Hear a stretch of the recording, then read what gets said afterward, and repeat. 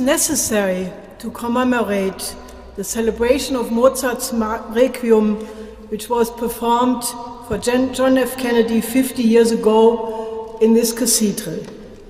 It is urgent to evoke again the divine spirit and beauty of Mozart's composition in order to reconnect us with the better world which both Kennedy and Mozart represent.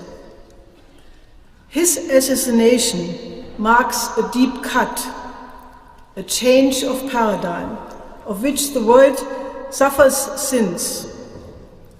For the short years of his leadership, the nation and the world were inspired by his trust in the limitless perfectibility of man and his ability to face all challenges due to the confidence in God as well as in the creative ability of man to apply scientific and technological progress for the benefit of mankind.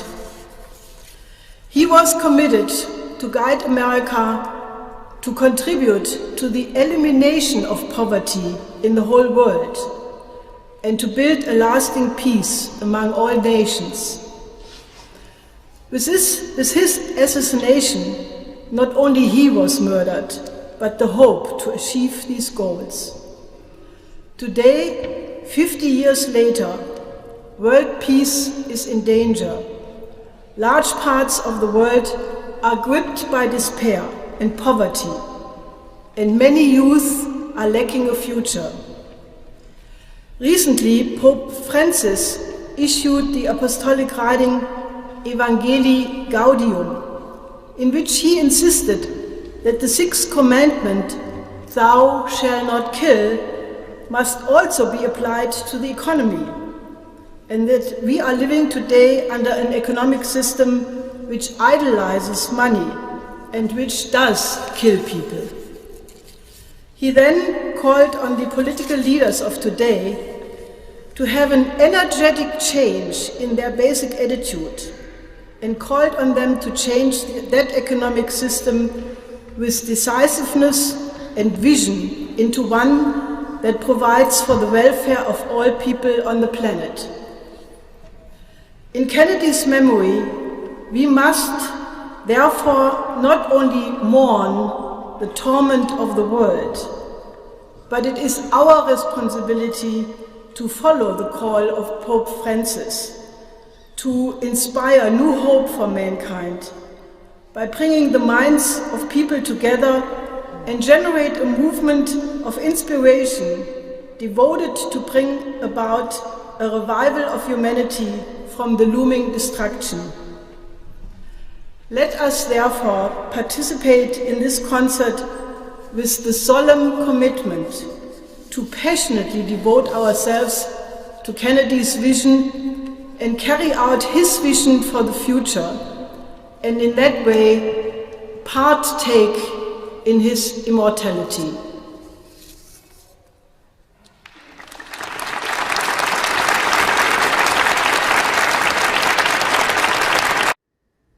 Good afternoon and welcome to today's final episode for the year of the Manhattan Project of the LaRouche Organization for December 31st, 2022. We've begun today's program by using an excerpt from the performance of the Mozart Requiem dedicated to President John F. Kennedy. This was performed originally January 19th of the year 2014 in Boston's Cathedral of the Holy Cross, where it had been 50 years earlier performed at the request of Jacqueline Kennedy for the slain president.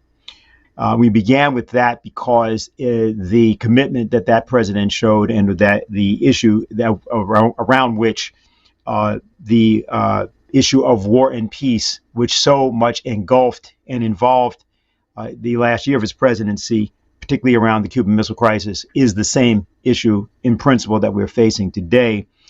And the same courage that he demonstrated, he and his brother and others demonstrated at that time, Americans are called upon to show again.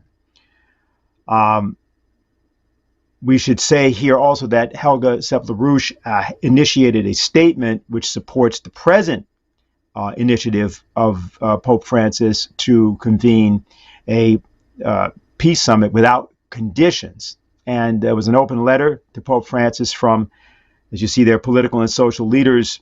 And I just want to quote from part of that letter. It's being circulated now for signatures, and we're asking that people join us in both signing and collecting such signatures.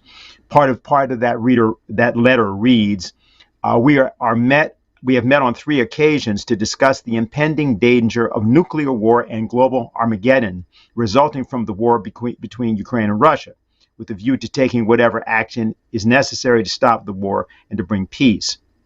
On the 17th of November 2022, our group issued a declaration to stop the threat of nuclear war, signed by legislators and former legislators from Latin America, the United States, Europe, the Caribbean, and Africa. In that declaration, we highlighted Your Holiness's call for a negotiated peaceful solution. We further welcome Your Holiness's offer of the Vatican as a possible neutral ground for peace talks, without any preconditions, between Russia and Ukraine.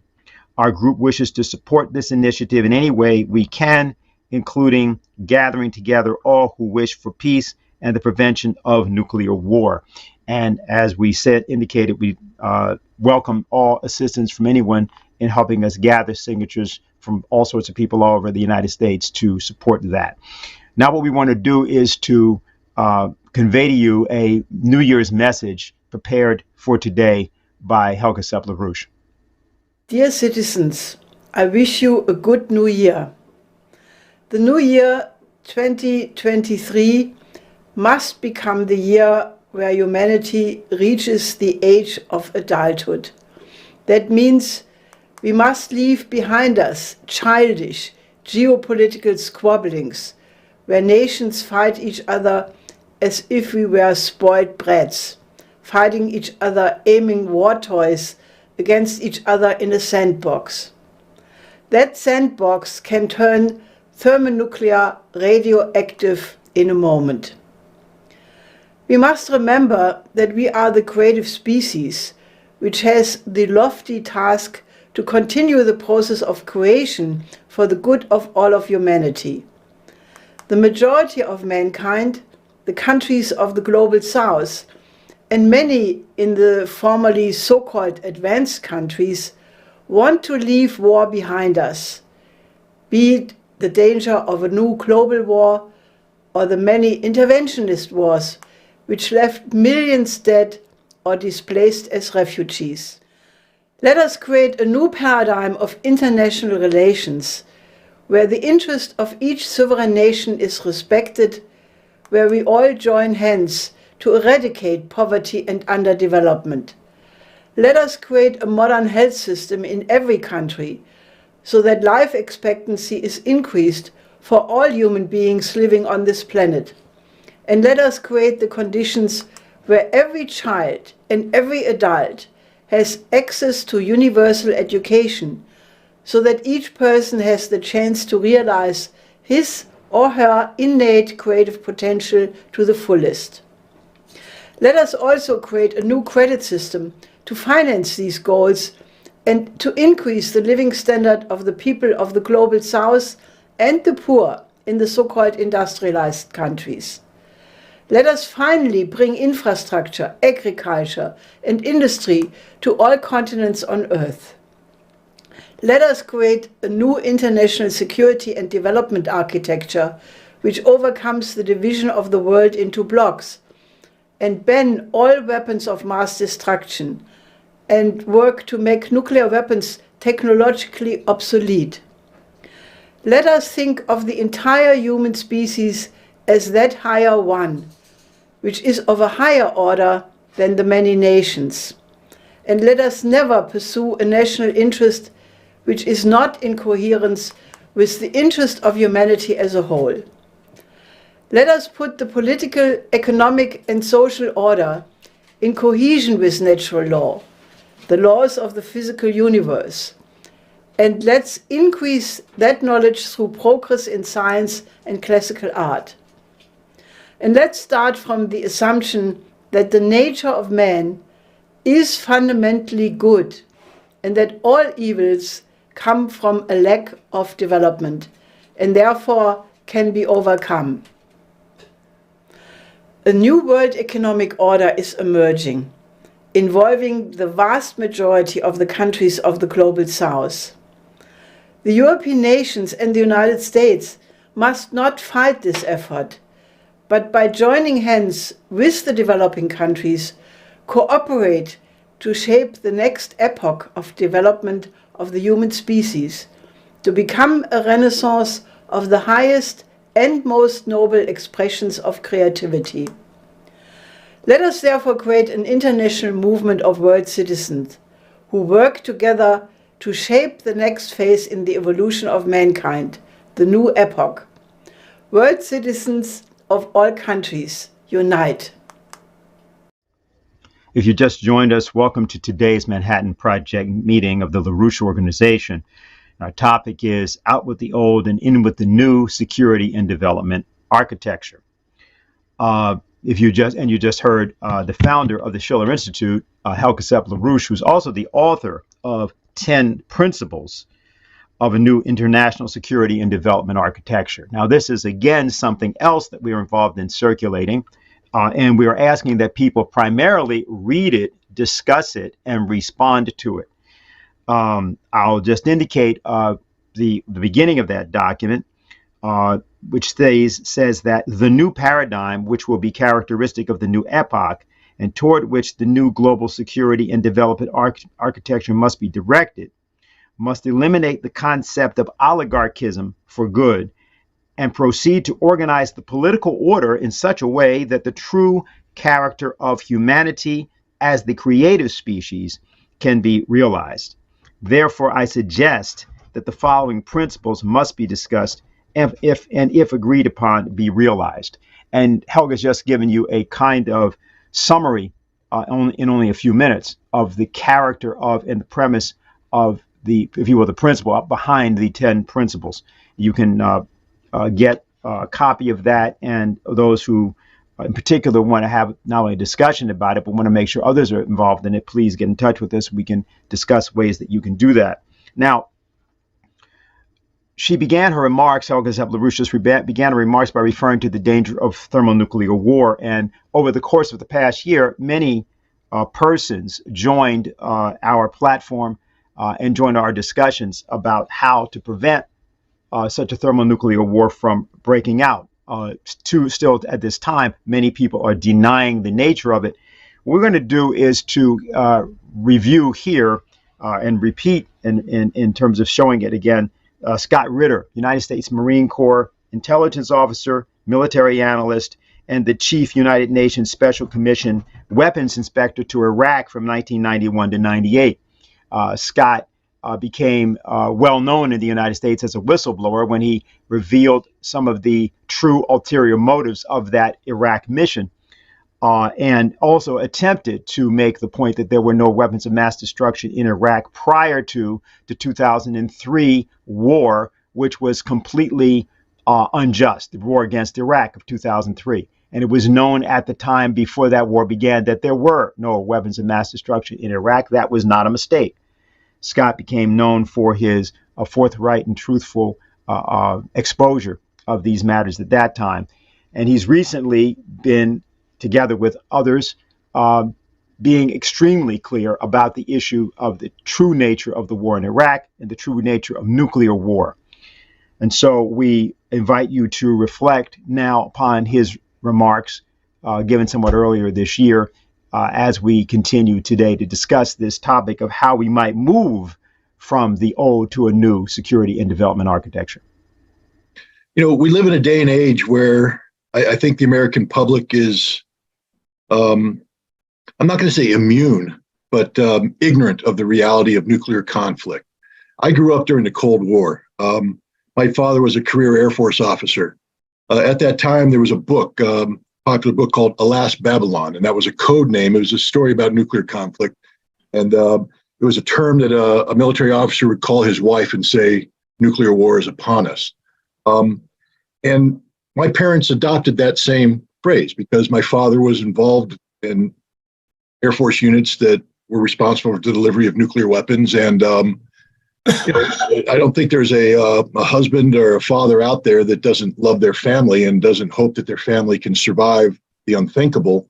And so my parents adopted that code word. And I can tell you that almost every other Air Force family did the same thing. And what that means is that my mother and my sisters and I grew up with every day potentially being the last day of our lives. And this was real to us. We understood it. We understood what was happening. This isn't just duck and cover underneath a desk. This is understanding the real consequences. When I lived in Germany, we lived next door to a place called North Point. North Point was a nuclear weapons storage facility for the United States Army in Europe. It would be one of the first targets attacked by the Soviets if the balloon ever went up. And during the late 1970s and early 1980s, the balloon was threatening to go up on a daily basis. And so we literally got into the school bus every morning wondering if the world would end that day. And when my father disappeared into the bunker, the nuclear bunker, by the way, and was incommunicado for several days, the fear factor was genuine and real. I joined the Marine Corps to serve my country. My first unit that I was assigned with was a nuclear-capable artillery unit. And we oftentimes carried out exercises practicing the launch of nuclear weapons. And I will tell you that we did our job. I mean, it was basically get the job done, train, so that it's muscle memory, so that if time comes and you have to do it, there's no thinking, you just do it. So the hope that a military professional is somehow going to grow a moral conscience and say, I refuse this order, don't hope that. Military professionals carry out the mission that they're given. And this came to light, the consequences came to light during a division level field exercise where we were training to stop a Soviet invasion through Iran, where they were going to try and capture the warm water ports. And we simulated going into Iran to intercept them and stop them. And of course, we had insufficient forces. The Soviets broke through our lines and are moving forward. And the order was given for the artillery to fire the nuclear round. and we fired it. And there's a lot of procedures involved in that, and I won't get into it. But the bottom line is the simulated round went downrange, and we hit the Soviet units. We destroyed them, and then the follow-on echelons, which are trained to operate in a nuclear environment, passed through the area, and then the war ended. And I said, well, wait a minute, we didn't get a chance to fight these next guys. They said, no, it's over. So why? And they said, well, because they hit us with nuclear weapons, and we're dead. It's indexed, done. That's the reality of nuclear war. You don't get to live and fight again. You die instantly. I went on from that job to be a weapons inspector of the Intermediate Nuclear Forces Treaty, implementing the first disarmament of nuclear weapons. At that time, and people don't remember a lot, I mean, I think almost everybody in this panel is old enough to remember, but the world almost came to an end several times in the 1980s because of intermediate nuclear range missiles. Soviets had SS-20 missiles, 3 warheads. We deployed Pershing II missiles and ground-launched cruise missiles in response. The Pershing II at that time, if fired from a position in West Germany, could strike Moscow within 7 to 12 minutes. And this is what Stephen Starr was talking about.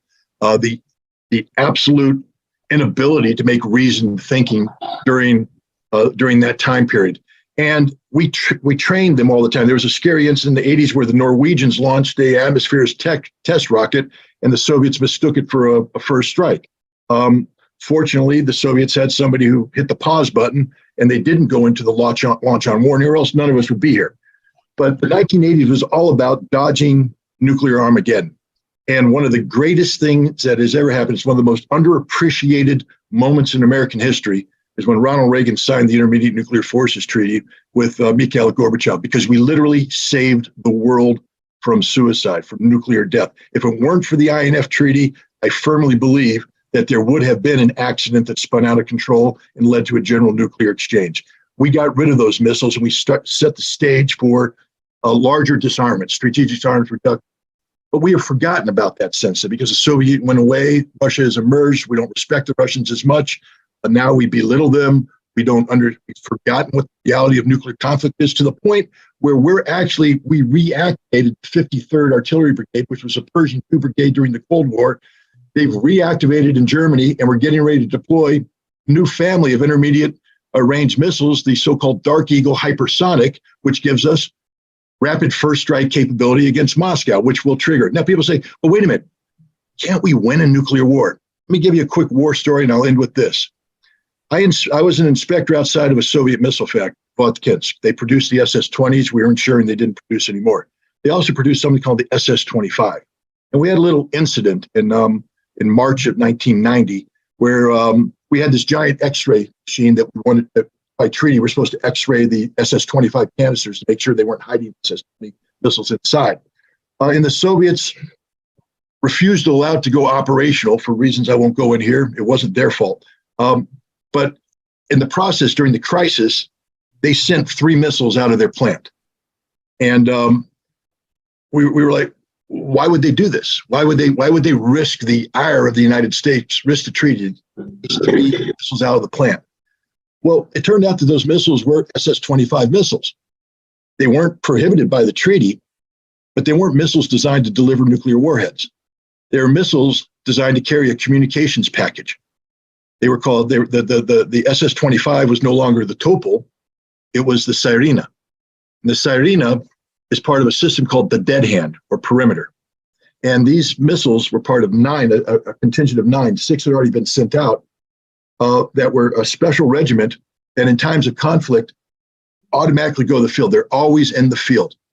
And if we succeeded in carrying out a first strike against Russia that decapitated their leadership, the people in Washington, D.C. might think, the war gamers might think, aha, advantage America, Russia won't do anything. Russia will do everything because the dead hand takes over. Destroy Russian or Soviet command and control, communication signals are sent to the dead hand control room, stop functioning. And when they stop functioning, the dead hand kicks in. And the dead hand launches these Sirena missiles with their communication package, and they fly across the length of Russia, broadcasting launch codes, which automatically send the entirety of the Soviet nuclear force to their targets. The world ends. Ladies and gentlemen, you cannot win a nuclear war.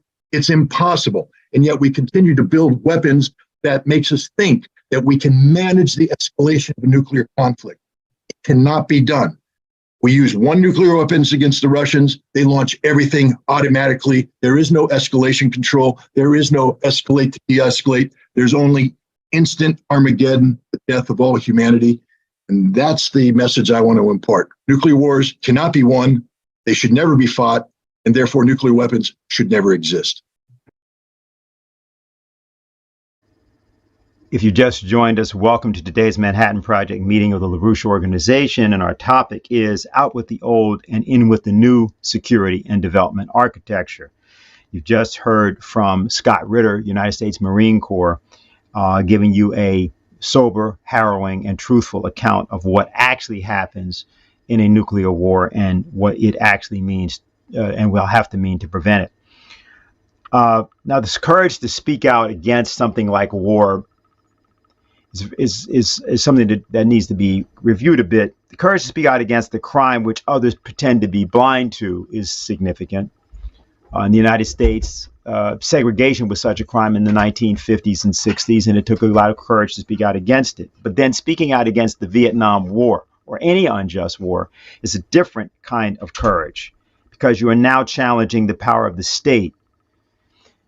Martin Luther King was faced with precisely that kind of problem, as was John F. Kennedy, but in a different way in 1962 with respect to the Joint Chiefs of Staff and various people in the American military that opposed his contention that under no circumstances should nuclear war be risked in the case of the missiles on Cuba. Although the military at the time, for example, insisted to him that the missiles were not armed, in fact, they were. And they had a range capacity that could have reached the entire eastern seaboard of the United States. So, in fact, it turned out that Kennedy was right and his military was wrong. He was a better commander than they were. But that kind of individual and the issue of what confronts the individual internally is something we want to review a bit, because that's a challenge that everyone will have to take up in the next days and weeks in our own nation. Last week, we referenced a conversation that former talk show host Tavis Smiley had with another talk show host, Roland Martin, concerning Martin Luther King and what happened between April 4th of 1967, when he gave a speech at Riverside Church in New York City, challenging the American position in Vietnam, and his death 1 year later. And on that occasion, we then followed that coverage, that comment, with something from Lyndon LaRouche, from a speech that Lyndon LaRouche gave on Martin Luther King's birthday in Talladega, Alabama. We're going to do the same thing today, but we have a different section from Lyndon LaRouche in which he is discussing the problem of Hamlet, Shakespeare's Hamlet, that character and the play. And the intent here is to begin to discuss with you the challenge facing each of us now as to how we would be able to mobilize ourselves to avoid what Scott Ritter has just referenced, and what, in a different way, Helga Sepp-LaRouche referenced in terms of this issue of bringing humanity out of its adolescence into adulthood. King comes out against the war in Vietnam and gives this speech. The media turns on him, including the black media. When you read in this book about the New York Times, the Washington Post, Time Magazine, we ain't talking about Fox News. We're talking about the liberal media establishment came after him when he gave that speech. And then the White House turns on him, as you said. He and Johnson had worked together for voting in civil rights, but now Johnson is upset with him for contesting him on the Vietnam War question. But then the white Americans turn on him. The last poll taken in his life, the Harris poll, finds that 75%, 3/4 of the American people, thought in the last year of his life that King was irrelevant. But hold your hat. Almost 60% of black people, to your earlier point, almost 60% of us thought he was irrelevant and and persona non grata. Also, economically, he took a tremendous hit as well. He was earning a lot of money when giving various speeches. Yeah. That began to dry up. That impacts his family, impacts his kids, and he is under duress, if you will. So he is trying to establish this moral authority. But all of a sudden, people say, well, we like the moral authority on that other stuff, but not when it comes to Vietnam. They basically said to King, Negro, we've given you license to talk about civil rights. That's the lane you run in. You do not talk about foreign policy. Martin was saying that budgets are moral documents. Budgets are moral documents. You don't tell us how to set our spending priorities. Martin is saying that war is the enemy of the poor. The bombs you're dropping in Vietnam are landing in the ghettos and barrios of American cities. And they didn't really want to hear that critique. And so you're right. At the end of his life, he's bankrupt. As you know, Harry Belafonte has to pay for the funeral because Martin has no money. He's got death threats every single day. He feels that death angel hovering in his space. He knows there's a bullet out there with his name on it. We think the mountaintop speech the night before he died was when he all of a sudden realized that he may not get there with us. For the year leading up to that, he was getting death threats and knew every day that his life was in jeopardy. So he wants to organize this Poor People's Campaign here in Washington. He's going to be the original Occupy, not New York and Zuccotti Park. He's coming here to the National Mall with a tent city set up, and they just went after Dr. King. And again, it's a story that I want us to know, because if you really want to appreciate him, you got to see what we did to him in the last year of his life. In many ways, we helped to kill him because we abandoned Dr. King. Thing. Let's take the case of Hamlet. Hamlet says that we have the opportunity to fight to free ourselves from horrible conditions, but what happens after we die? What happens beyond death? And it is the fear of what happens beyond death which makes people cowards. And that is our problem in the United States today. We have become like Rome, ancient Rome, a society of bread and circuses. Get your crumbs and be entertained. And the entertainment gets more and more vicious as it goes along. For example, today, do people work? Is their mentality one of working? Do they believe in work? Do they believe the society gives them the opportunity to work? No. It doesn't. It gives them the opportunity to get some money. What is the biggest growth industry in the United States? Gambling. What is Wall Street? Gambling.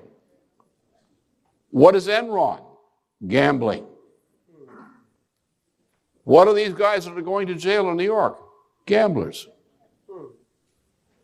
The mentality of the country is that if you're getting lucky and winning the lottery and winning at the track, that you're getting ahead. Even though your industry is collapsing, your farm is gone, the city government can no longer afford to take care of your essential needs. We've gone into become a gambling society. We rely on what? Mass entertainment. What kind of mass entertainment? Is this something you really should be ashamed of? We no longer regard human beings as human. We no longer understand what is human. What is the difference between man and beast? Can you prove that man is not just an animal? And how can you prove it? If man were an ape, for example, the population of human beings on this planet would never have exceeded several million individuals. So don't make a monkey out of man. We have now over 6 billion people on this planet to take care of, and they're growing. The point is that man has been able to discover what no animal can do, to discover universal physical principles of the universe, to apply these discovered principles to make improvements in society, which increases man's power over nature. Just as you can read in Genesis 1, man and woman made equally in the image of the Creator, in the likeness of the Creator, and responsible for this function. That's what we are. When we teach physical science, when we teach classical art and things like that, when we teach history from that standpoint, we are actually imparting to young people a sense of their humanity. They are capable of reenacting the great discoveries of principle from the past, whether in art or whether in physical science. When they know that, they know the difference between themselves and the beast. They pride themselves on this. And they say, we're human. And they can look at each other with love, a kind of love which is expressed in education by the proper kind of class, in which students share in the process of fighting through the act of discovering for themselves a principle presented to them as a challenge and a paradox. I mean, there's a loving relationship, a class of size of 15 to 25, typical good university, good secondary school class, in which the students are given the responsibility, given a challenge to try to fight it through among themselves. And the good teacher tries to evoke this kind of response from among the students, find 2 or 3 in the class that'll start the discussion, and try to get the entire class involved in the discussion. So that what comes out of that is not memorizing something in a textbook. What comes out of that is the process of a social experience of discovering the meaning of a principle as if they had made the original discovery themselves. This is done not by teaching the individual student, though that sometimes works. It's done by getting the students to interact in the process of discussion. That's why you want a class size of between 15 and 25. Not too many to exclude the opportunity for people to participate. Not too few so you don't get the stimulation of starting the discussion. But it's this social process of relationship among people who love each other in a higher sense because they have shared the process of discovery of a principle, or they've understood something about history, but they've shared it. And the idea of sharing human knowledge as human knowledge is the essential act of loving. And you love mankind and you're happy with mankind when you have worked together to make a discovery together with people. And you realize you can rely on those people for that kind of method. You got a problem with them? Well, go back to the method. Talk to them the same way you do in the classroom. Fight it out with them. So this kind of loving is lacking generally in the population, in leaders. Martin obviously had that. Martin was one of the rare people in his time who had a deep sense of what it is to be a human being, who had a deep sense of the lesson of the passion and crucifixion of Christ, and was able to bring to politics, which he didn't go in to get in as politics as such. He was a natural leader. The natural leader is one who comes not from the political process as such, but from the people. Martin never achieved political office. Yet he was probably as important a figure of the United States as any modern president. He achieved that.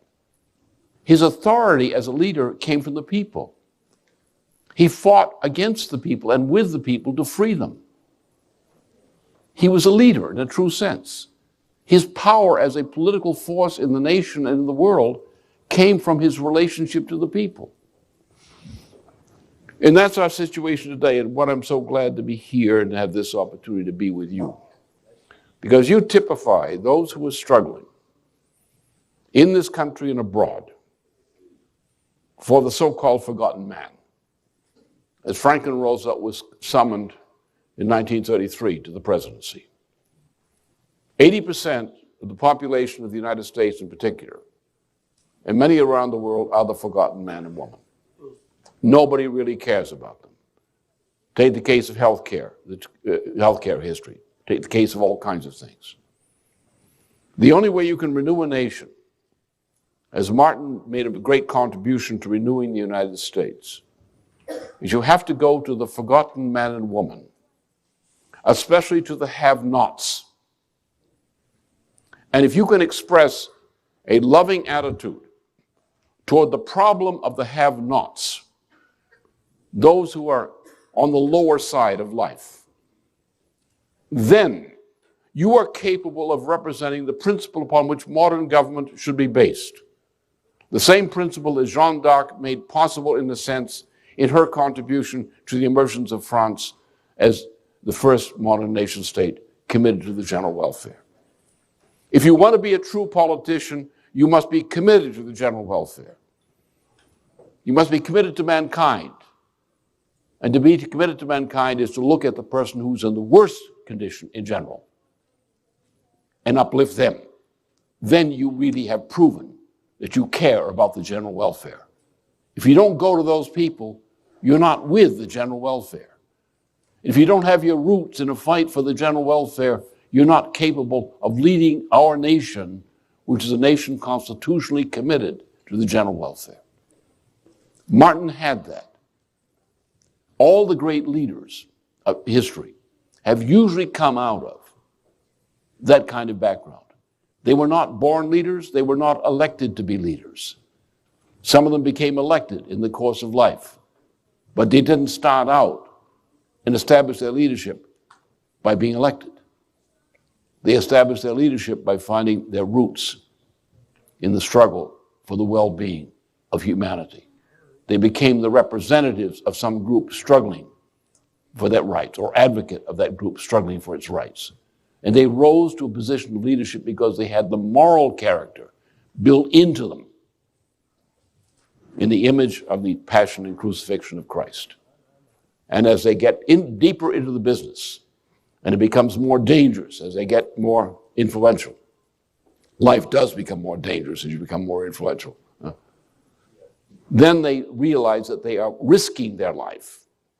And they have to ask themselves, for what am I going to risk my life? For what will I not? Will I not betray, even at the cost of losing my life? And you're thrown right back to the question of the crucifixion and passion of Christ. And that's where we are today. Martin had that. The problem in the United States and the movement today is we have, in the movement itself, has become too, shall we say, civilized in going along to getting along with the political establishment. And is intending to believe that the road to success is going along to get along. You lose sight of the passion which should motivate the true political leader. The passion is this commitment. You have a talent. You have a sense of what your life means. You have a sense of obligation, a mission in life, to uplift the nation by uplifting a certain part of the population or all of it. And you will do nothing to betray that. That gives you power. It gives you the power of being a creature made in the image of the living of the Creator. You tap it. Martin tapped it. He was a man of God. Not just by God, but of God. He was a man who, in the course of life, destiny gave him the mission of being a man of God. And he had the strength to do that. He had the strength to walk the road of Christ, to walk through Gethsemane, to walk through the crucifixion. He had that strength, as Jean did in her own way. And that's the lesson, I believe, that has to be taught, has to be understood if we're going to save this nation. We need to tap in that power. And as I say, in all the images of recent political leaders of the United States, Martin, both as a national leader and as a world leader, which he also was in terms of his influence, is the best example of the kind of personality we must have and must develop to get us out of the horrible, frightening mess that threatens us today. Thank you very much.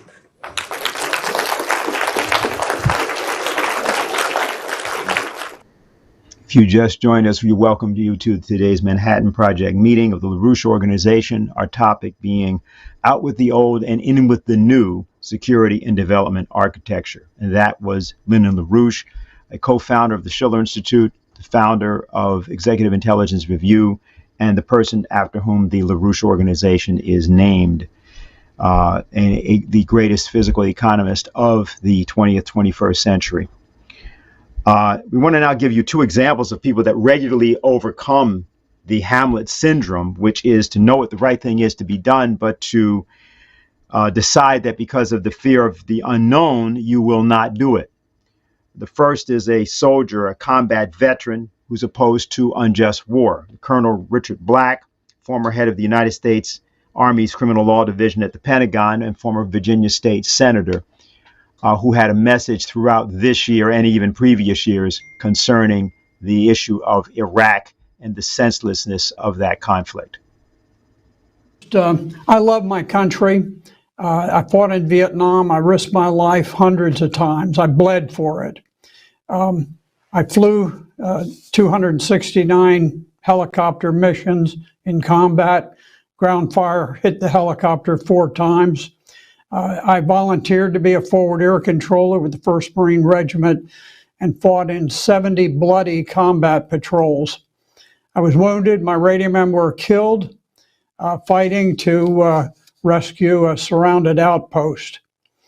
I served 32 years in the military, the first as a Marine pilot, but then as an Army JAG officer.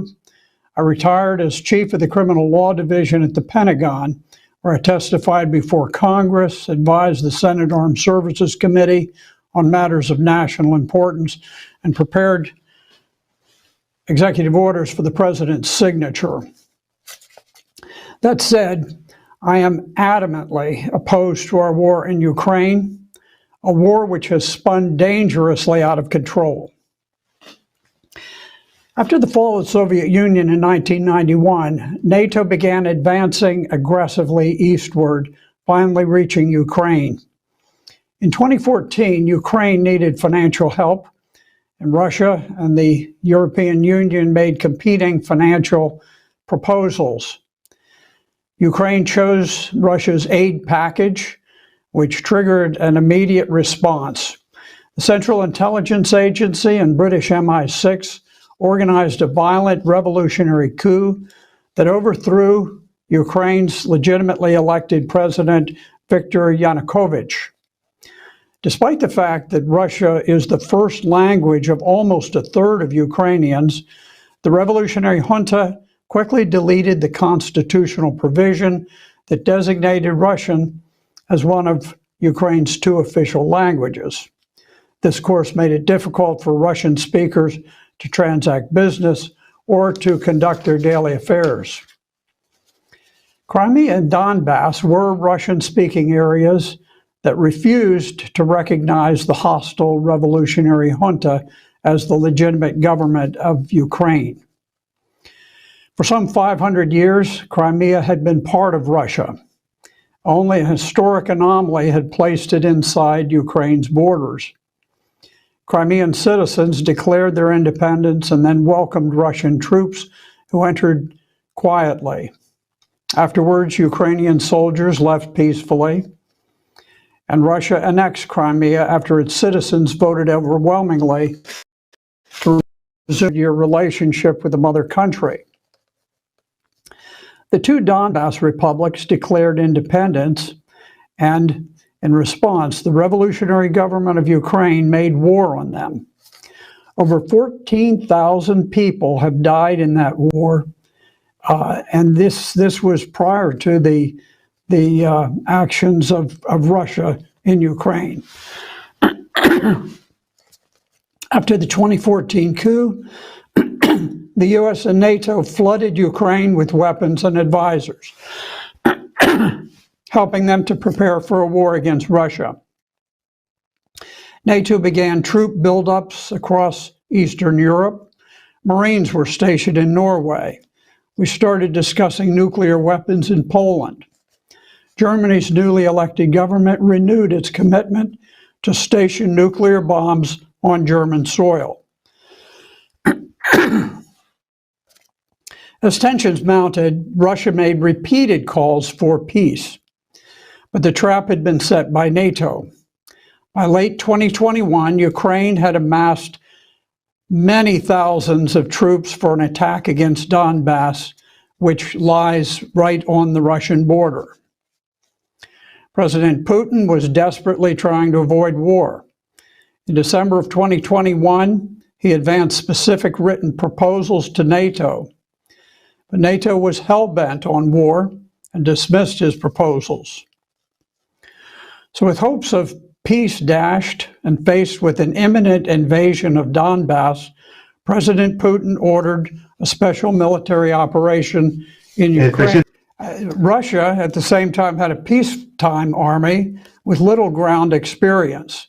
It's true that their air crews were highly experienced after fighting in Syria, but their ground troops played a small role in that war, and few Russian soldiers had fought in the tiny war in Georgia or while supporting the Donbass. Moreover, the delay occasioned by Russia's desperate peace overtures meant that the ground was thawing, making armored attacks very difficult. And compounding those disadvantages, Russian troops attacked using very strict rules of engagement. They were designed to minimize civilian casualties and avoid property damage, hoping that Ukrainians would put up little resistance and the operation would be very brief. That proved to be quite an error, and the Russians were surprised to find themselves fighting a very determined enemy. Adapting to the reality, Russia revised its strategy to confront Ukraine's stiff resistance with much greater force.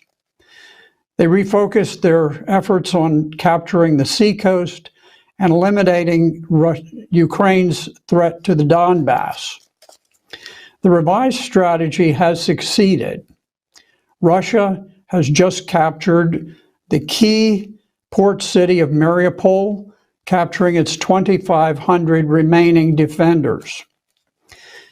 And Ukraine's forces near the Donbass are trapped, enduring withering artillery fire that is destroying thousands of their finest troops. Those troops cannot be easily replaced. Unlike Russia, the US and NATO were fully prepared for war.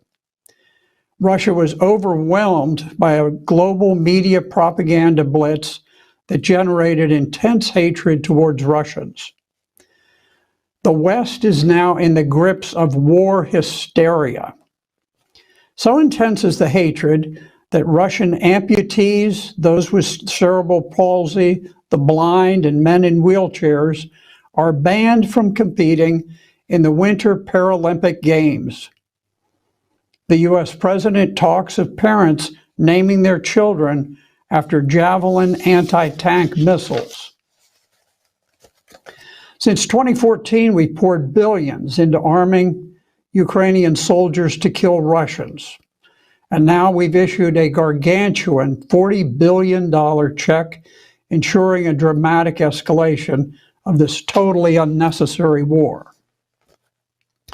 Some politicians have even begun preparing Americans for a suicidal nuclear war. Republican U.S. Senator Roger Wicker said we may consider sending U.S. troops into Ukraine and that he would not rule out launching a nuclear surprise attack, a first strike in nuclear parlance. In other words, we should consider launching a Pearl Harbor-style surprise attack, one that would rain down nuclear bombs on the streets of Moscow and St. Petersburg, killing millions of innocent men, women, and children. The Biden administration has become insanely reckless. DoD orchestrated the sinking of the Russian cruiser Moskva, flagship of the Black Sea Fleet. NATO almost certainly controlled and fired those missiles, and this, of course, is an act of war.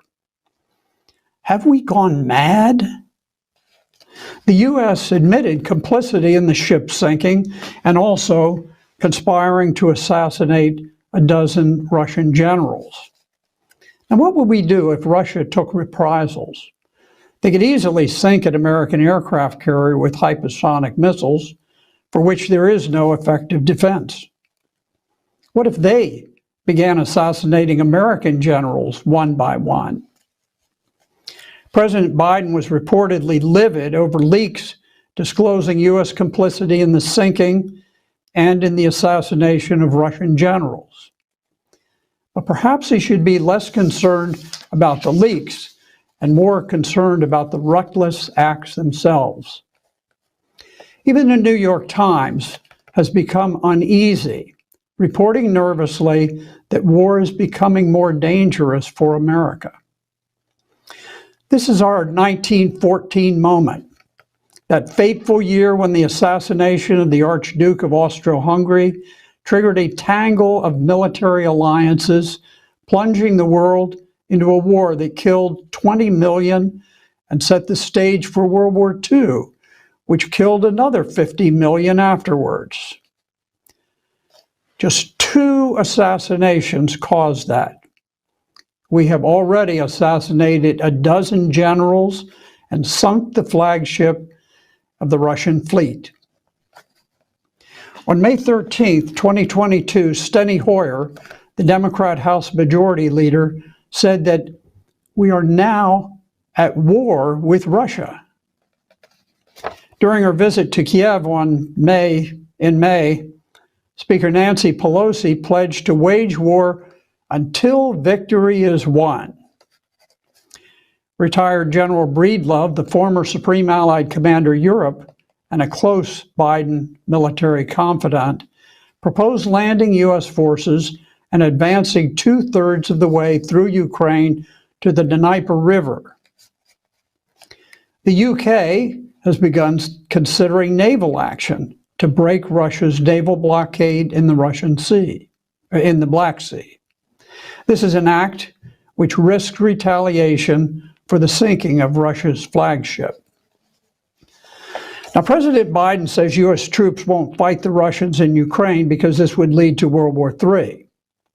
But at the same time, he signed a $40 billion Lend-Lease package reminiscent of the same one Franklin Roosevelt signed as he coaxed a reluctant nation into entering World War II. But there's a great difference between Franklin Roosevelt's world and Biden's world today. For Russia and the United States are the world's great nuclear superpowers. At any moment, each has 1,400 nuclear warheads standing at the ready for launch. Even if we did launch a massive surprise attack on Russia, we can never destroy her large fleet of nuclear submarines. Many of her hypersonic missiles would launch early, and many other bombs and missiles would survive the initial attacks. Russia would then retaliate, turning New York City and Washington, D.C. into radioactive glass. Few would survive in major metropolitan centers: Atlanta, Chicago, San Francisco, Detroit, Los Angeles. Yes, we would destroy Russia, and we would destroy China too. But neither Europe nor Asia would be spared. Japan would suffer a nuclear holocaust that would make Hiroshima and Nagasaki seem like brush fires. London would disappear from the earth. Paris, Brussels, Berlin, and Rome would perish. And for what? To enrich the sons of corrupt politicians who line their pockets with insider deals? For the glory of some demonic new world order? Henry Kissinger has called for peace negotiations within 2 months, before the war creates upheavals that cannot become overcome. He cautions us not to get swept up in the mood of the moment. Ambassador Arnaud, former French ambassador to the US and UN, warns, right now we're sleepwalking to nobody knows where. But we know exactly where this leads. The unfolding phantasmagoria foreshadows nuclear war and a great apocalypse. Thank you.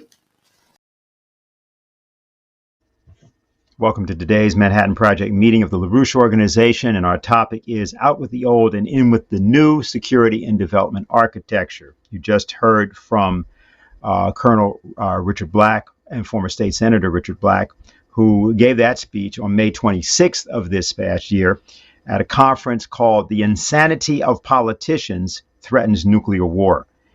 Since the time of that speech, things have changed for the worse, with the United States having committed nearly $100 billion to that conflict. He, of course, talked about $40 billion there.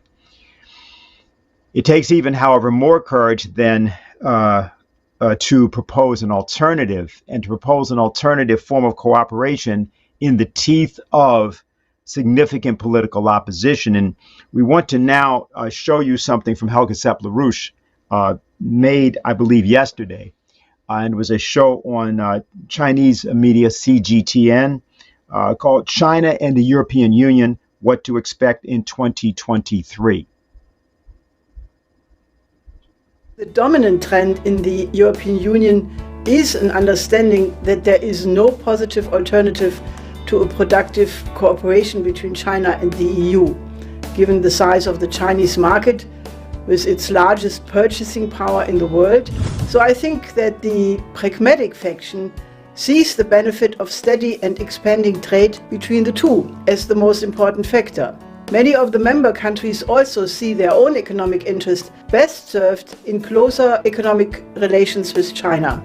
For example, it is very positive that the new Italian government of Giorgia Meloni upheld the Memorandum of Understanding that had been worked out by Professor Michele Geraci, former Undersecretary of the Ministry for Economic Development of Italy, as the first country of the G7 with China. Also, other countries of Southern Europe and several Balkan countries appreciate economic relations with China greatly. But the pressure on Europe to reduce economic dependency, as they call it, from China, coming mainly from the United States and Great Britain for geopolitical reasons, is considerable, given the fact that the containment of the rise of China is the main objective of these two Anglo-Saxon countries. One must expect a growing crusade against China coming from these quarters in the coming period. Unfortunately, they have their co-thinkers inside various countries, like the German Green Party, who are notoriously anti-Chinese. For example, German Economic Minister Habeck, a Green, said no more naivety in trade dealings with Beijing. But his critics, and their number is growing, think that he is naive about what an economy is. The German industry and the industries of other European countries on the other side see the relation with China as the indispensable anchor. As the economic crisis will worsen, hopefully their voices will become more important than those of the green ideologues. The EU countries should compare the two initiatives. The Belt and Road Initiative is clearly the largest infrastructure project in history ever, with major economic corridors, fast train connections, industrial parks, etc. While the Global Gateway is characterized even by the leading German business daily Handelsblatt as false labeling, empty words. On December 21st, they wrote under the headline, Global Gateway, Europe's billion bluff in systemic competition with China, that this initiative makes the geopolitical ambitions of the EU subject to ridicule. That every project which the Global Gateway now pretends to promote had been planned long time ago anyway. Important spokesmen from the developing countries have called it a media show, and even the civil servants of the Brussels bureaucracy are at odds with the directionality of the project. Now, according again to the Handelsblatt, the German government even has sent a list with secret projects to the EU to put some life into the Global Gateway. Rather than playing the geopolitical game, and that badly, the intelligent thing would be for the European nations to cooperate with the BRI, as China has offered repeatedly. The problems of hunger, pandemic, and underdevelopment in so many countries of the Global South are so massive that such a cooperation is urgently needed. Independent of the scientific discourse about the causes of climate change, it is the task of the industrialized countries to work together with China to help the developing countries most affected by the effects attributed to climate change to cope with the consequences. This is best done through development of infrastructure, industry, a health system, and so forth. Rather than trying to push back the influence of China, and Russia for that matter, in Africa, the EU should work with China on addressing the basic needs of this continent, and that without conditionalities. The reputation of Europe in Africa is much worse than what most bureaucrats and politicians imagine. It is long an open secret that the attitude of many establishment figures in Europe is still that of a colonial mindset, and the African nations are sick and tired of it. A recent example of such a mindset was given by Joseph Borrell, the High Representative of the EU for Foreign and Security Policy, who said that only the EU is a garden and all the rest is a jungle.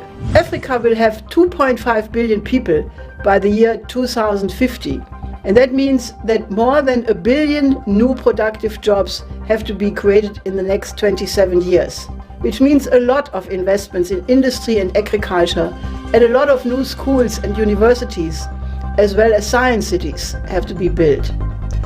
Europe should really rethink their approach and remind themselves of the better traditions it had in respect to the development of the developing countries, such as the ideas of Gottfried Wilhelm Leibniz, who thought that it was the task of Europe to develop the South and the East for the benefit of the peoples, or Enrico Mattei from Italy, who thought that Italy should be a bridge for the development of the Arab and African countries.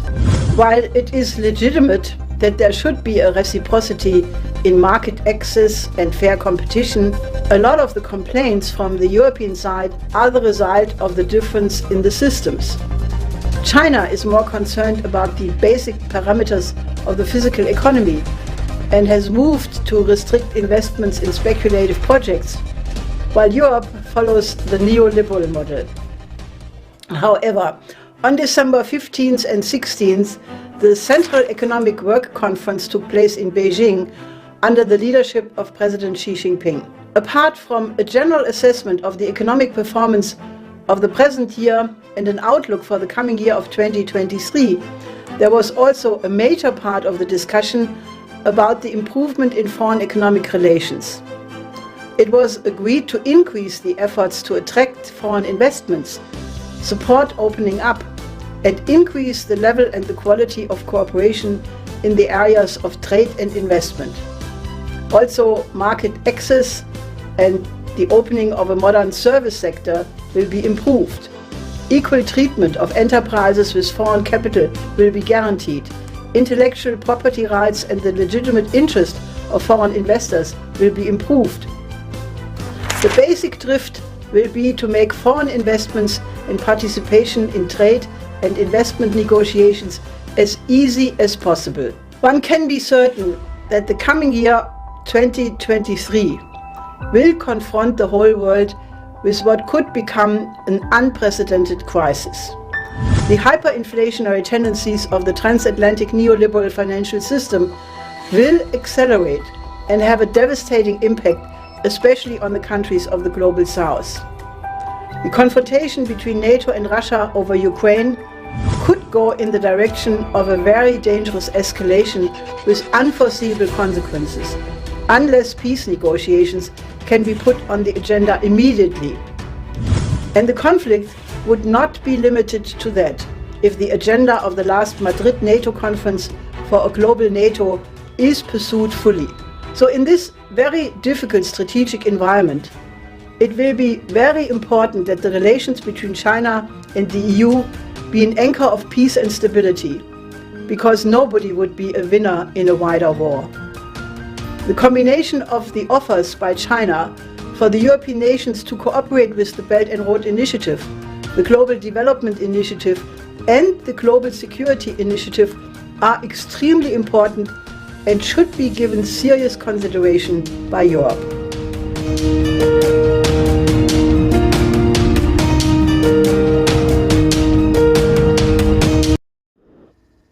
Now, some background on the story that you are looking at, long arc background.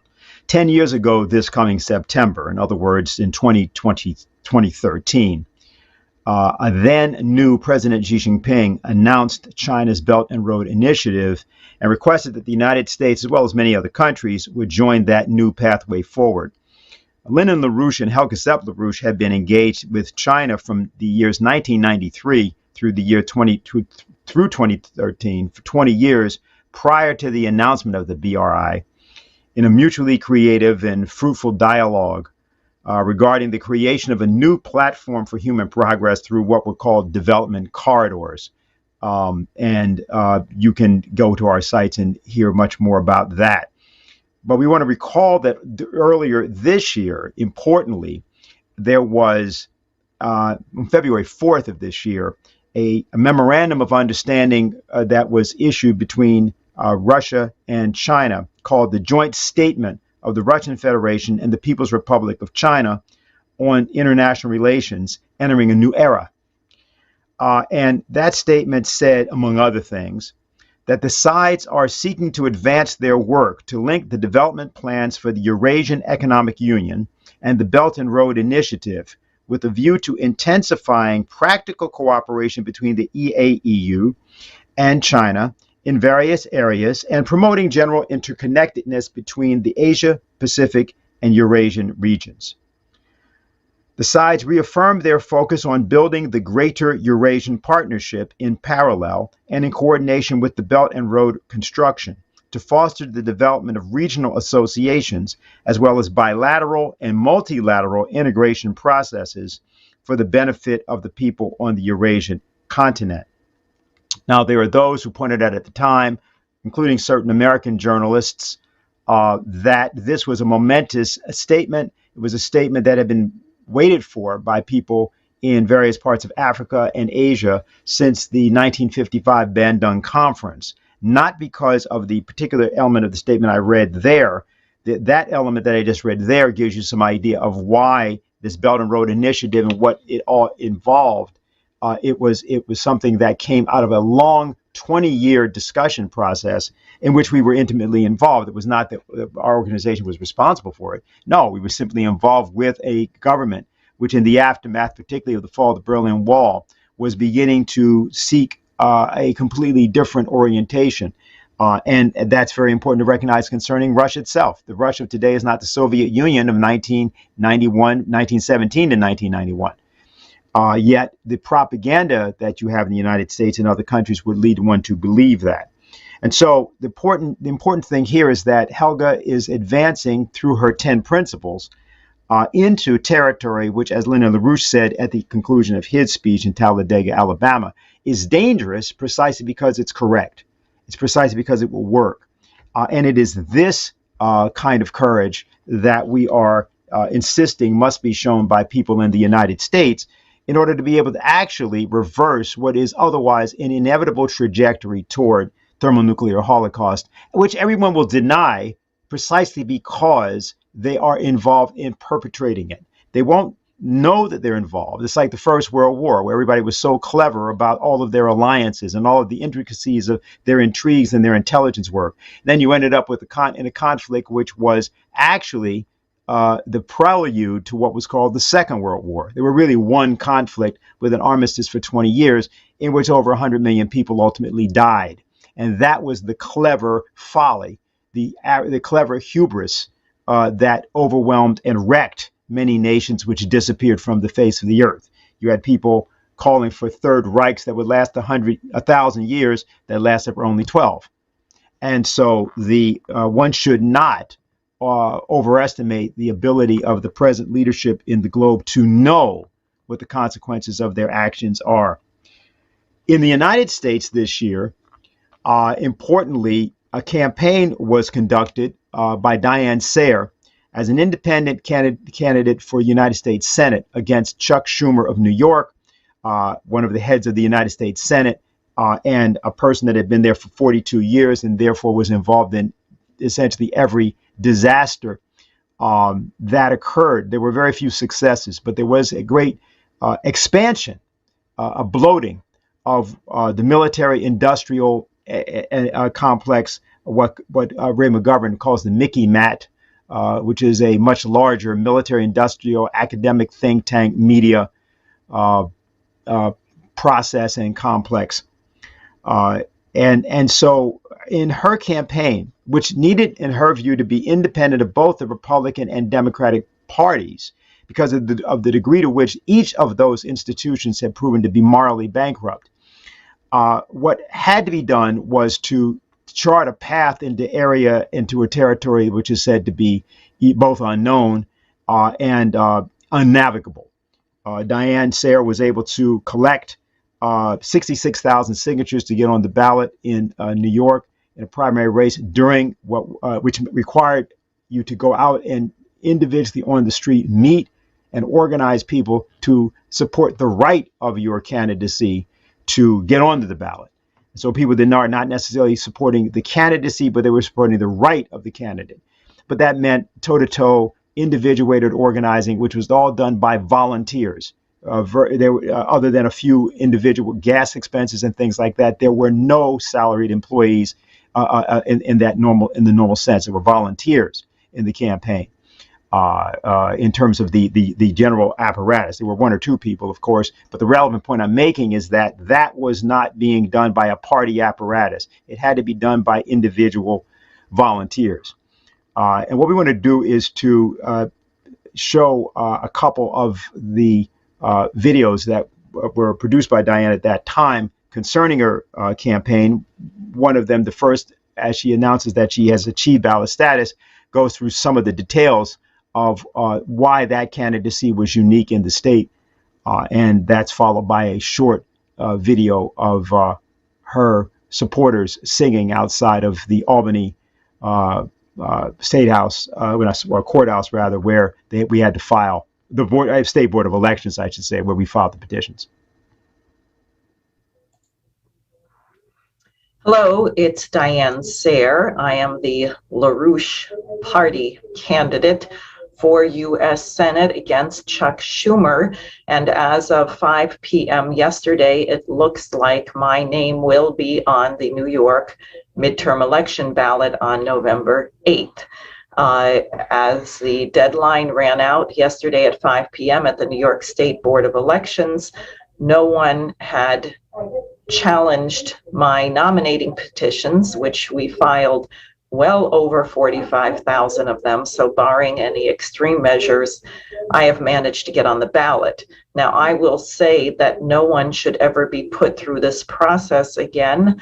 I think it's outrageous. It is even a question whether any other statewide independent candidate was able to get on, and I mean also minor party, the Libertarian candidate slate led by Larry Sharp was challenged. We'll know next week whether they get on. The Green Party was not able to make the 45,000 requirement.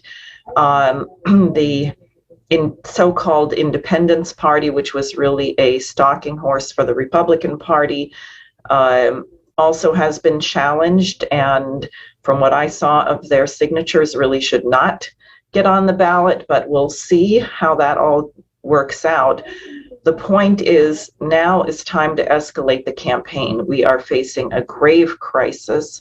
As you see, there are now multiple mass shootings across the United States, and people are trying to change the subject to guns. Well, if someone is for gun control, stop sending $40 billion worth of them to Nazis in Ukraine. That would be a good start. But really, what's the driver? It's the economic collapse. People are facing hyperinflation. People cannot afford groceries. They can't afford to put gas in their car. They can't afford to go on vacation. They're taking extra jobs so they can pay for the gas to get to the first job. This is insane. And if Americans who have a relatively higher standard of living than many of the people on this planet are feeling that suffering, imagine what is happening to people in sub-Saharan Africa or in Asia or in Ibero-America. So it's time for the international system to be put through bankruptcy. Chuck Schumer is the senator from Wall Street. He has been bailing out the crooks that got us into this mess. And now he wants to get them more liquidity by legalizing drugs across the country, maybe hoping that if people are high, they won't notice that they're starving.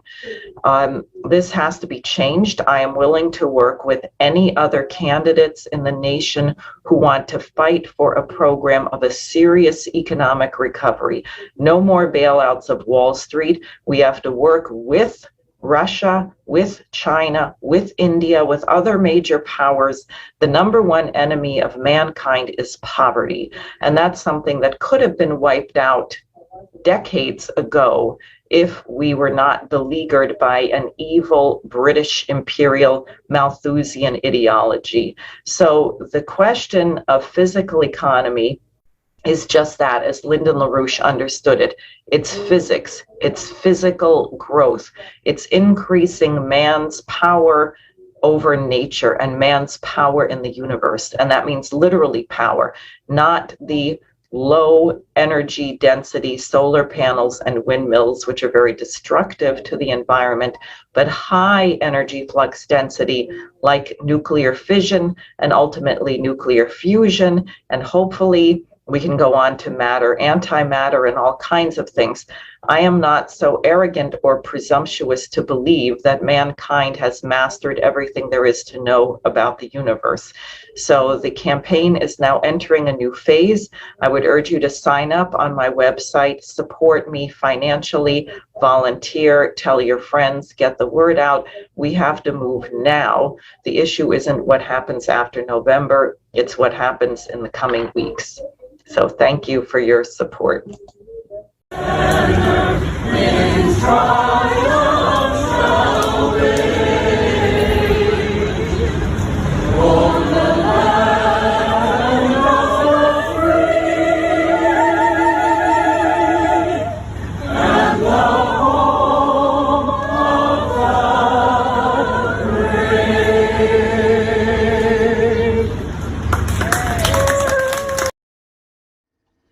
Now, Diane made her video on June 8th, and about 6 weeks later, she received some pushback and came from an unlikely source, and it was from Ukraine. It appeared to be from Ukraine, something called the Center for Countering Disinformation. Diane Sayre, along with 30 other participants in Schiller Institute conferences, appeared on a kill list, a Ukrainian hit list that was issued at the end of July, or we became aware of it by the end of July.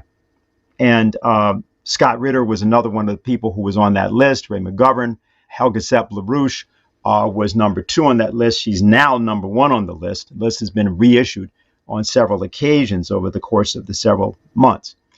But given that the Ukrainian government does nothing independently, it is more than reasonable to suspect that this list is something formulated coming out of the State Department of the United States, as well as the City of London.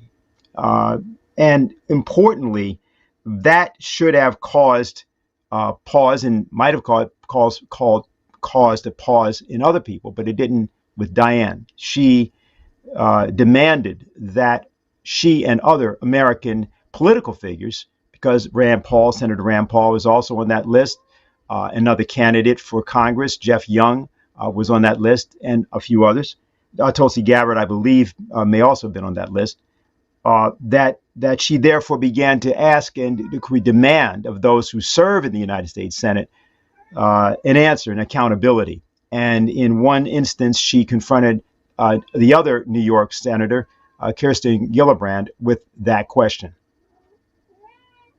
The list that you're worried about and the list that you are concerned that are being targeted by Ukrainians is not what you think it is. And so I just assure you, Americans are not being targeted by Ukrainians. If they were, our FBI, our CIA, and our DOD would protect American citizens. They will not allow American citizens to be targeted by a foreign country, no matter. Sorry, Senator. I am Diane Sayre. I am on that hit list. I know you are. And Scott Ritter is on that hit list. People on it have been attacked and killed. I got a package today in the mail that had rattling noises in it that said something about Ukraine, and I had to call the police because I didn't know what was in it. They are killing people. Amnesty International admitted that it's the Ukrainian army using civilians as human shields. And you and 99 other senators voted unanimously to declare Russia a state sponsor of terrorism, which means that all diplomatic channels with another nuclear power are cut. I think that is highly irresponsible. I will hear what you have to say. I hope you are not of the opinion from that idiotic public service announcement put out by the City of New York that we can survive a nuclear war by closing our windows and listening to the radio. And I do want a better answer because the State Department is funding it. I've been on the website for the Center for Countering Disinformation, which has my name on the list and says I am an information terrorist who should be charged with war crimes. And that does put me in danger. Okay, listen, so I'm aware of the list. I understand your concern. If you believe you are threatened, either one of you, by Russians or Ukrainians, we will get you we will get you the number to report that to the FBI, and we will follow up on your reports. You should not feel to be at risk or to be targeted, and I will help you get more security.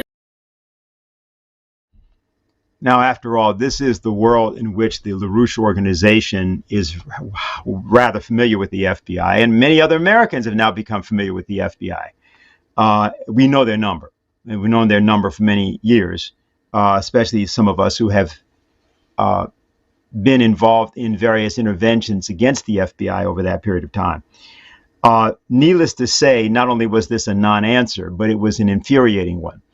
What we are proud to say occurred is that throughout the country, starting with some of Diane Sayre's supporters in New York, people began to decide, members of the LaRouche organization and others, that it was now time to directly take this matter of this illegal, unjust, criminal action called a war, actually instigated and originated by persons in intelligence agencies in Washington and London, that this be exposed and that the American people be confronted with the fact of that lie, no matter how controversial that might be.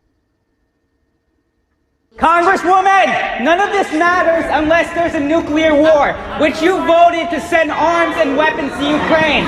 Tulsi Gabbard, she's left the Democratic Party because they're a bunch of war hawks.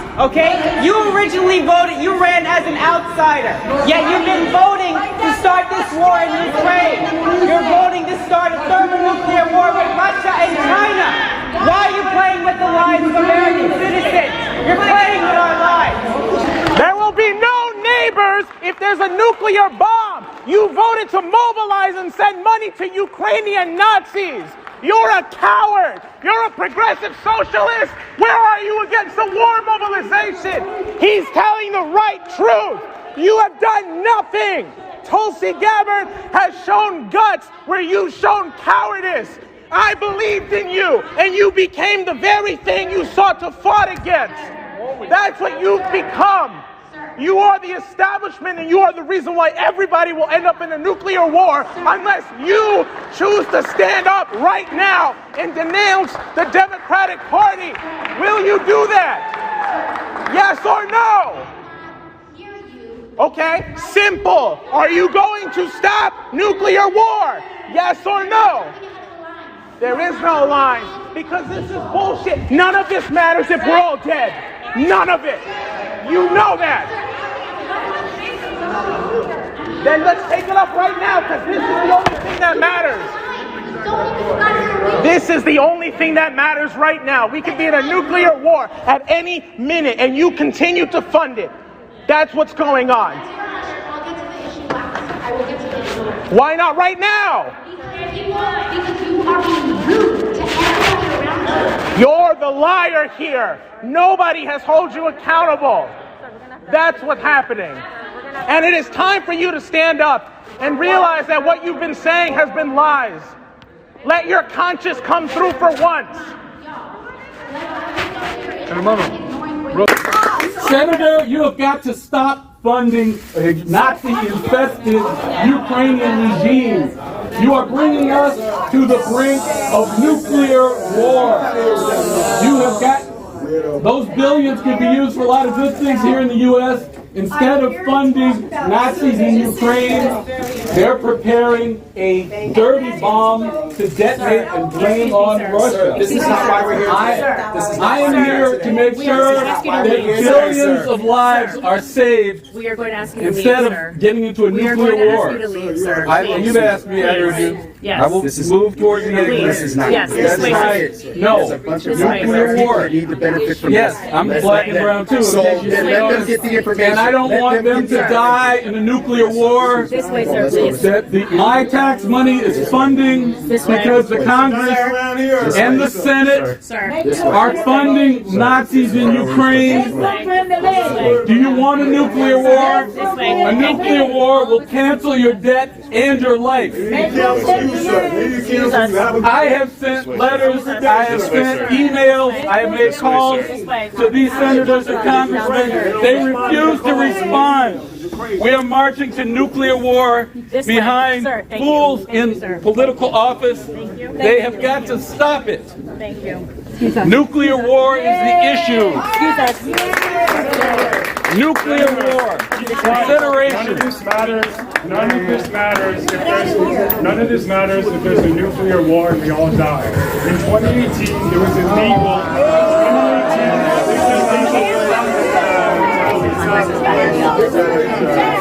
Cancel student debt! Cancel student debt! Cancel student debt!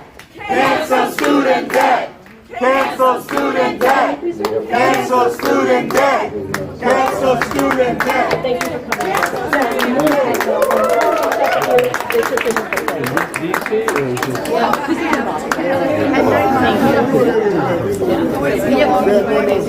I just want to say thank you to all of you. I'm here to... You overthrew Ukraine in 2014! You overthrew the legitimate Ukraine in 2014! Tell us about your plans for nuclear war with Russia! Stop provoking nuclear war with Russia! You're going to kill us in nuclear war! Russia's the enemy! Russia is not the enemy! Stop getting us into nuclear war with Russia! No nuclear war! Victorian Nuland financed the overthrow! Mr. President, there's more people that are going to get hurt if we go into nuclear war. Right now, we're on the verge of nuclear war thanks to what you did in Ukraine in 2014. Why won't you tell the truth about what you did to overthrow Ukraine in 2014? Will you tell the truth? Will you tell the truth? There is a process that we set up in our democracy. Yeah, but we're on the verge of nuclear war. Do you care about the lives of your supporters?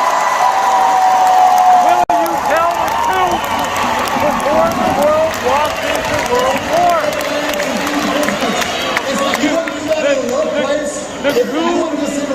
The coup of 2014 is on your doorstep. You were the one they allowed for a radical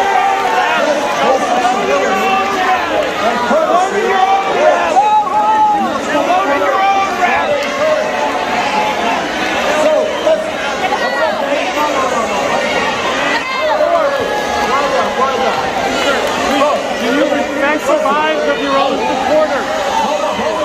Will you tell the truth to us, or will you give back your free pride? President Biden! Pope Francis has opened up the Vatican for peace talks. Will you negotiate, sir? Nuclear war must never be fought and cannot be won. Will you negotiate? Sir, will you negotiate? Russia and China have a no first strike policy. What about America? That's more like my generation. I thought the Democrats were anti-war and anti-colonialism. All right. Fringe. I'm with you. Hey, anyway. Look.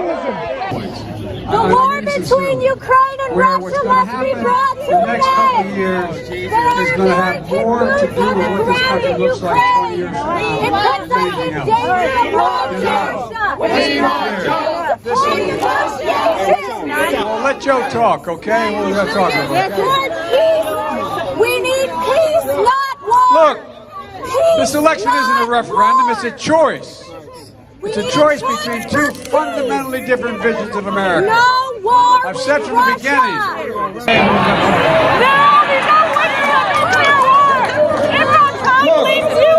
This election isn't a referendum, it's a choice. Nuclear war cannot be won, it cannot be fought. You are playing with all of our lives.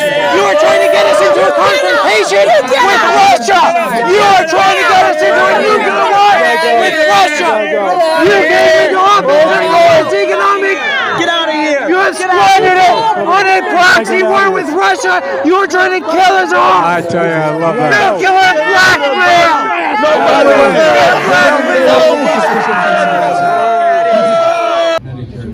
Mr. President, will you please reaffirm the statement that Big Pharma. Big Pharma almost always stopped this. But not this year. This year, Big Pharma lost and the American people won.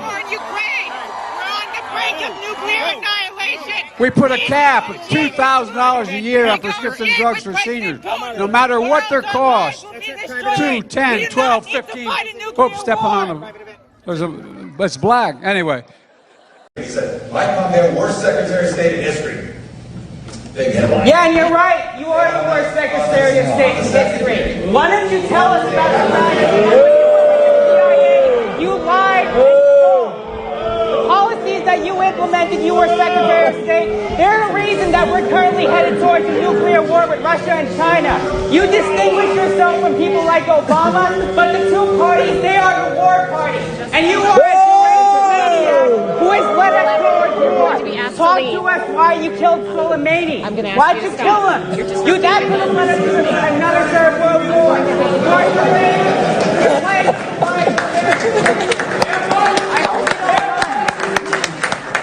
You are the embodiment of evil, and you should be in jail for what you did to Julian Assange. For all the dead children in Syria and in the Middle East, you should be in jail, and you should apologize for what you've done. Will you apologize, yes or no? You are the reason we are in this mess. It was 5 years ago. Go ahead, answer. Apologize. We saved countless lives by striking. You killed people.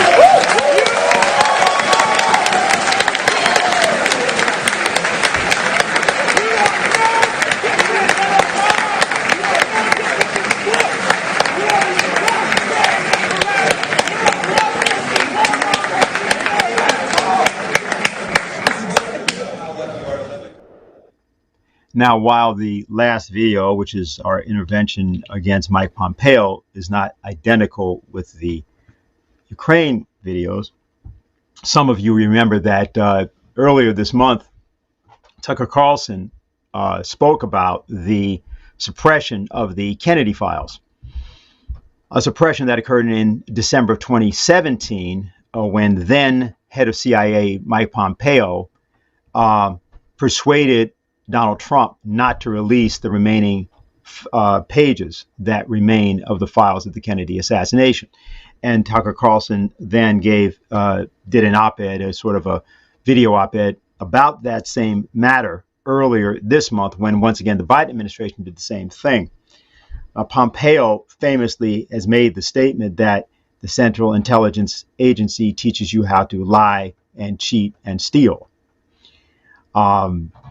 Which doesn't bode well, give much confidence to thinking of his integrity on any matter, including saving American lives or any other lives anywhere in the world. But what's relevant here is the courage that it takes to stand up against things that one knows are wrong. Now, it has been against the law since 2017 that any of those files would be continually held. Of course, there's a clause in the original 1992 Act that authorizes the release of the Kennedy assassination files that says that in the event that there is some matter of national security so pressing that it would mean that the President of the United States should exercise executive privilege and not release the files, then the files would not be released.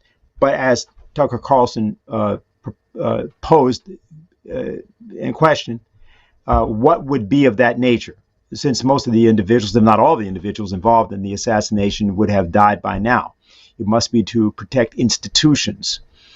And what's relevant is that the institutions that would be directly under scrutiny are those associated with what people call the military industrial complex, a grouping that now has a budget 10 times the size of the budget during the height of the war in Vietnam. We had a budget of $85 billion for the war back in 1968-69.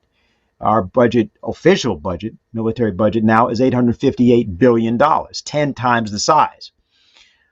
If one considers that both Eisenhower and Kennedy made it one of their major causes to try to limit both the size and the power of this establishment, look at the fact of the assassinations and look at the power of the establishment and ask the question, who benefits? And that is not to say that the assassination is something that emanated from the halls of Washington, D.C. alone.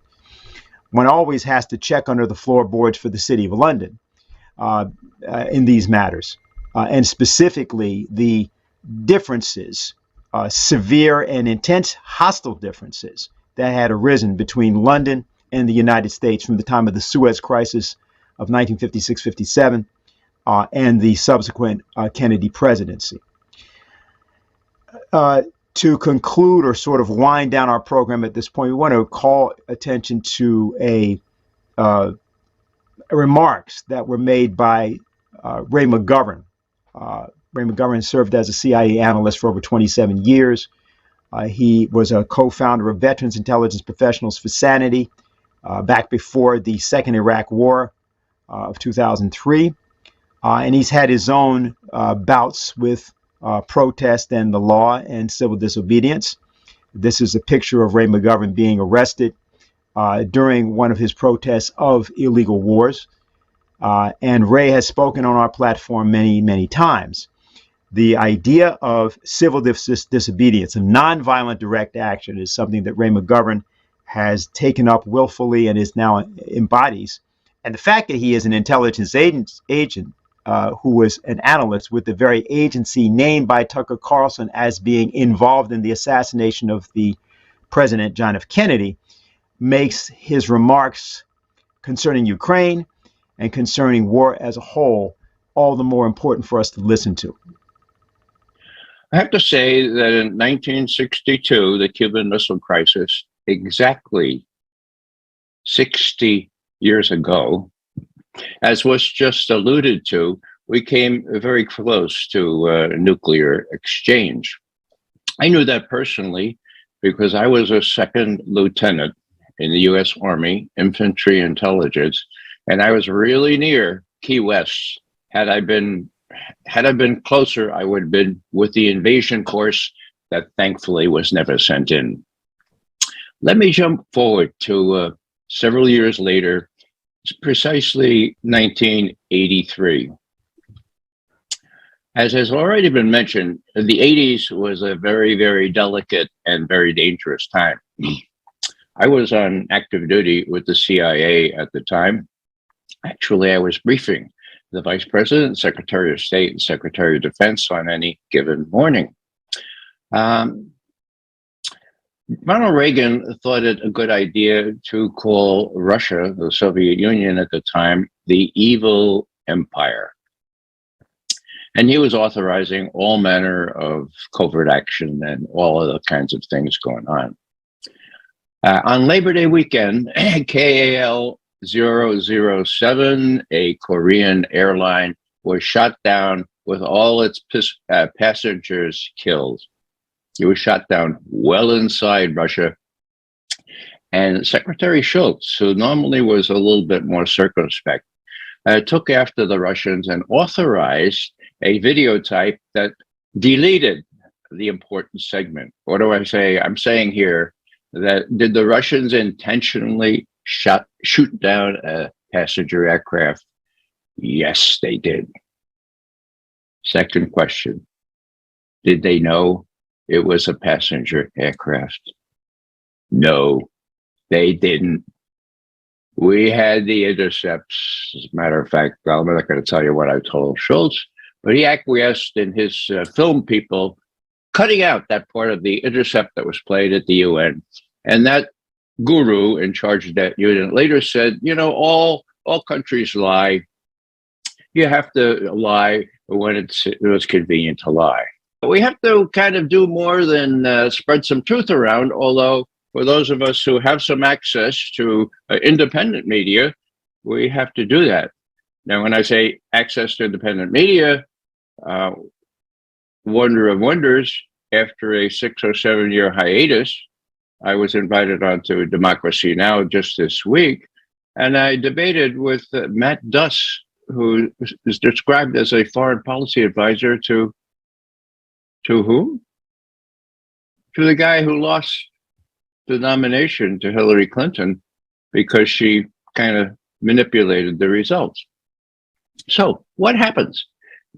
Duss is arguing all kinds of things that aren't resembling reality, and I'm saying, my God, is this the kind of advice that people in the Democratic Party are being given?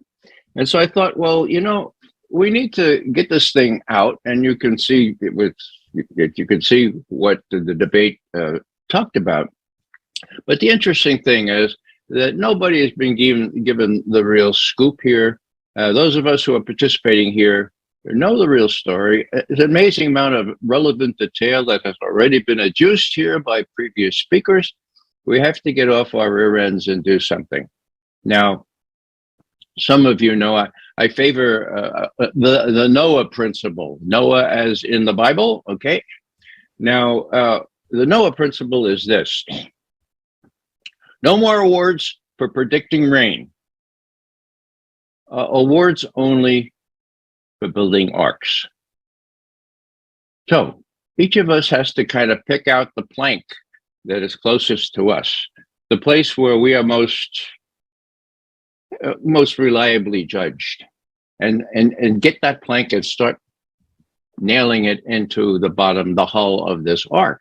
And that means getting off our derrieres once again and doing what we need to do. Now, the problem here is that we cannot expect immediate success, okay? This is not about success. It's about being faithful. It's about telling the truth. One small vignette to finish here.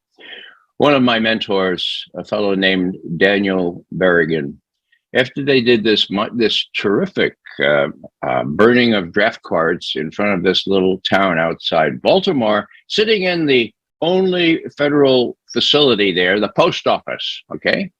And he's thinking, my God, you know, was this worth doing? I mean, people are going to call me a commie. People are going to, they couldn't call him in Putin's pocket yet, but the equivalent. People will deride me. Was this worth doing? And then it came to me, and this is the core here. The good is worth doing because it's good. Results are not unimportant, but they are secondary. They are secondary to the goodness of the act. So what's the principle here? You go out and you do good. You don't expect immediate success. Why were those Chinese students on Tiananmen Square singing, "We shall overcome"? Why were the photos of Rosa Parks and Martin Luther King Jr. prominently displayed in the Palestinian small section of the Knesset in Tel Aviv. Immediate success, well, it'd be great to have, but it's not necessary. We need to create an example for those, if we're lucky enough, who come after us. So each of us needs to kind of figure out what we need to do. Derriere sitting, no longer permitted. Predicting rain, no longer predicted. We got to stick our necks out. And for those of us who have a little gray in our hair, okay, there is an advantage. And I'll tell you what it is. I've learned this. I've learned this from personal experience. And that is, most people kind of dismiss young people when they get arrested or when they get beat up. They got to come and tell them, look what they were doing now. But old people, not so much.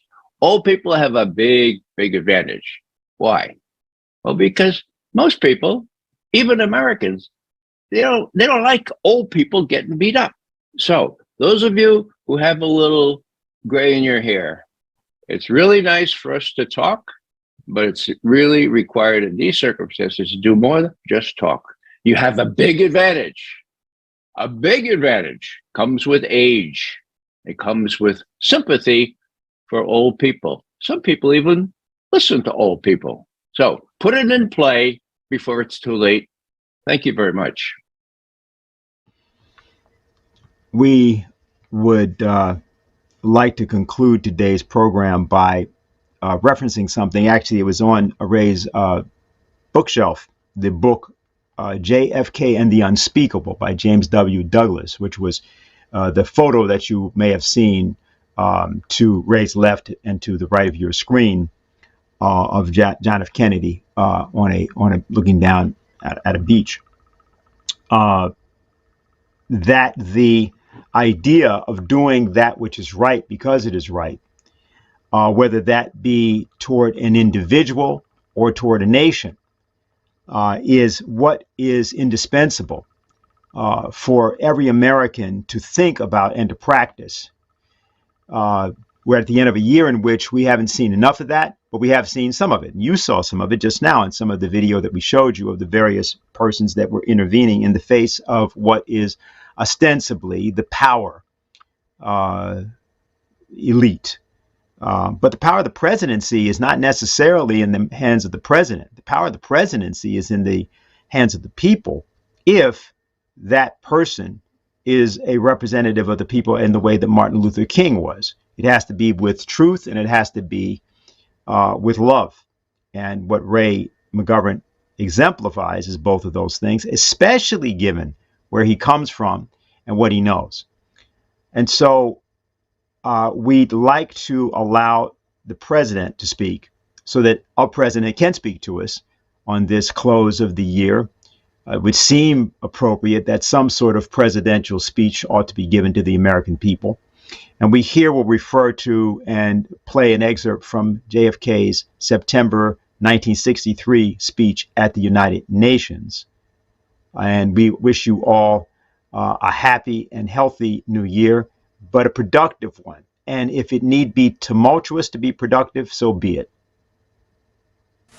The task of building the peace lies with the leaders of every nation, large and small. For the great powers have no monopoly on conflict or ambition.